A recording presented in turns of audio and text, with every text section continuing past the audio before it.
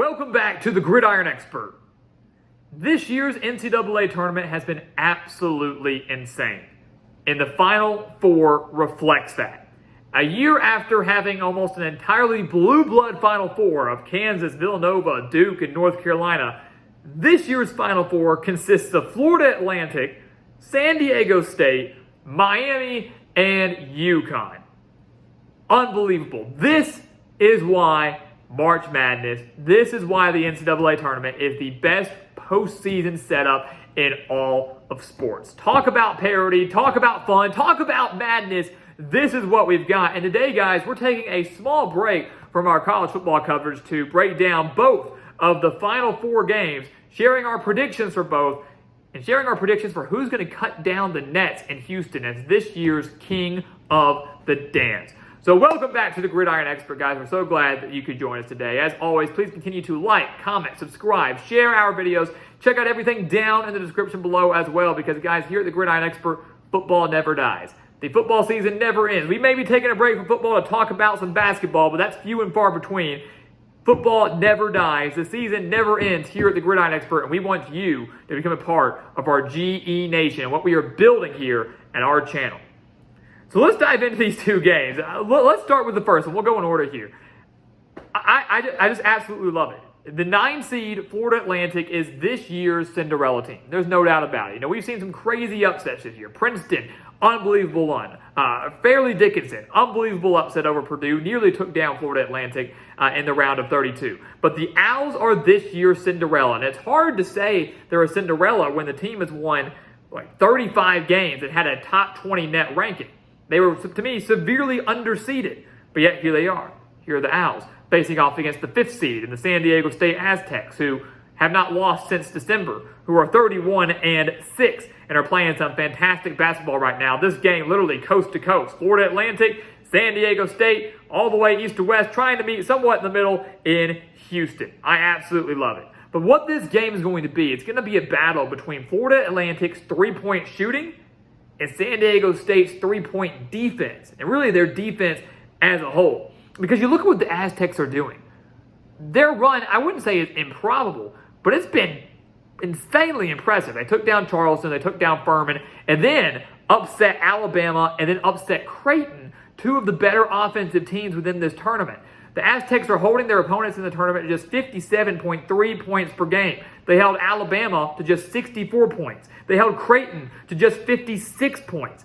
That's a very, very difficult thing to do and really shows a testament to what the Aztecs have been doing defensively. And I believe they can do it again against Florida Atlantic, but it's not going to be easy. You look at the Owls, guys. They're averaging 37.2%. That's what they're shooting from three-point range. Shooting over 37% from three-point range. They've got the guys to do it, right? John L. Davis, Elijah Martin, guard play, both extremely solid. But the X factor, more than anything, for Florida Atlantic that could decide this game in Houston is going to be their center in Vlad Golden. He's averaging 10.3 points per game, averaging 6.6 rebounds per game, and his performance against Kansas State in the Elite Eight was a masterclass. 14 points, 13 rebounds, 2 blocks. He's standing at 7'1" and is dang near unstoppable in the paint. Not just as a scorer, but as a rim protector as well. San Diego State, they're going to have to find a way to counter that. And they may do that with 6'10" Nathan Mensah. They might use him to try to shut him down, to go up against Golden, down in the paint. And it's going to be a battle between those two. And that ultimately could be the difference in this game. Mensah averaging 6 points per game and 6 rebounds per game. Of course, the Aztecs do have Matt Bradley, the do-it-all player for the Aztecs. Feel like he's been playing in college basketball forever. But you know what I'm going to say here? I do believe that defense wins championships. And I'm going to believe that San Diego State gets the job done against Florida Atlantic. You look at their numbers a little bit deeper. You know, Furman is a very similar team to Florida Atlantic, a fast-paced team, a team that loves to shoot the three, and San Diego State held Furman to 23% from three-point range in their round of 32 victory. That's it. 23% from three and just 32% from the field. The Aztecs had Alabama to 3 of 27 from three-point range. 3 of 27 from three. That's what the Aztecs did. They held Creighton to 2 of 17 from three. That's unbelievable. And some will say, well, it's because Alabama and Creighton were cold. Maybe, or maybe it's because the Aztecs defense is just that good. San Diego State is going to give Florida Atlantic all they can handle in what's going to be a dogfight in the first game of the Final Four. Give me San Diego State to win an absolute thriller, and Florida Atlantic's Cinderella run, unfortunately, comes to an end. Second game, Miami, the 5 seed, taking on the 4 seed in UConn. And let's just say right now, the Huskies were severely underseeded. This is a good team. Good team. Miami in their first ever Final Four. Also, Florida Atlantic and San Diego State also in their first ever Final Four. So 3 of the 4 teams farthest they've ever gotten in the tournament.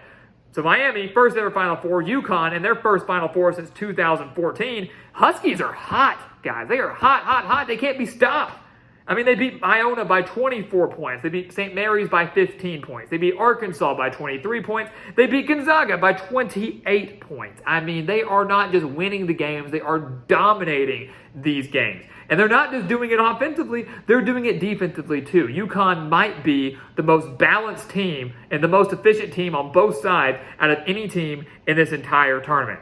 Adam Sanogo has been unstoppable. The 6'9" guy, 17.1 points per game, 7.5 rebounds per game. He's almost impossible. Kind of like Vlad Golden, unstoppable down in the paint. So Florida Atlantic versus UConn might be a very intriguing matchup if the Owls can get past San Diego State and UConn can get past Miami. Of course, the Huskies have Jordan Hawkins, another big name there. But this is a UConn team, guys, that as of late has been shooting lights out. They shot over 41% against Gonzaga. They shot over 57% from the field against Arkansas. You can't beat a team that shoots that well. Arkansas didn't stand a chance. Gonzaga didn't stand a chance. When UConn's knocking down shots that much, that fast, you just can't beat them. So the question is, can UConn remain that hot? You look at Miami. They've got a lot of talent. They actually, to me, match up well against UConn. And credit to Miami, pulling off the upset against Texas. Down by 13 points with 13 minutes left. They came all the way back in the second half, and get this. They didn't score a single three-pointer in the entire second half. Miami attempted just 8 three-pointers the entire game against Texas. Didn't hit a single one in the second half, and they still came back because of their free throw shooting, their ability to share the ball, and making those dang layups. Isaiah Wong, unbelievable. Helped lead the team to the Elite Eight last year. Now has helped them get back to the Final Four. Jordan Miller is there. Nigel Pack is there, on fire from three-point range. And Norchad Omier, big man down low, playing some big-time minutes. And obviously a major reason why Miami came back and defeated Texas on Sunday. Again, to me, they match up well against UConn. I think they can adjust well with UConn. I think they can play well against UConn. The question is, can Miami's defense shut down UConn? Can their defense play like they did over those final 13 minutes against Texas and shut down a UConn team that's been absolutely on fire, not just from the 3 range, but from anywhere on the court? I do think Miami is very impressive. I mean, to come back in a game without hitting a three-pointer, that is extremely impressive. And I think that shows as a testament to what the Hurricanes can do. They can do that, but they can also win a game by getting hot, like they did against Houston when they hit 11 three-pointers against the Cougars. So this is a team that can win in multiple ways and through multiple areas. And I think that's a major testament to what the Hurricanes have done, not just in this tournament, but all season long. This Miami-Houston game is going to be tough. It's going to be very tough. I'm going to be honest with you. I didn't think Miami would beat Texas. I believe that if any team was going to beat UConn, it was going to be Texas. Well, could the team that beat Texas beat UConn? I don't think so. I think it's going to be a heck of a battle. I think both Final Four games are going to be awesome. I really, really do. But this ultimately comes down to which Miami team shows up. Are we going to get the hot shooting Miami team that we saw against Houston? Or are we going to get the Miami team that struggled from three-point range and has to win solely by winning in the paint, where Adam Sanogo will not allow that to happen? UConn beat Miami. They've got to hit their threes to win. I don't think the Hurricanes can do it. UConn wins, which means we think it's going to be San Diego State, the 5 seed, versus the 4 seed in UConn in the national championship. Who would have thunk it? Who would have thought this would be your national championship game back in the preseason, back when the tournament was announced? It's going to be the Aztecs and the Huskies. And this is going to be a fun one. Again, San Diego State's defense against that UConn offense that's playing a lights-out ball. We've seen San Diego State's defense shut down teams before. They shut down Alabama. They shut down Creighton. We think they can shut down Florida Atlantic. But ultimately, San Diego State's defense is great. The offense, not as electric as UConn's. UConn's defense is amazing. Offense, extremely electric. UConn's got that balance and efficiency on both sides. To me, San Diego State leans more heavily on the defense, more so than the offense. I think San Diego State gives UConn their toughest test yet. Defense does win championships, and that defense is going to play lights out against the Huskies. But UConn's able to knock down just a few more extra shots to the Aztecs.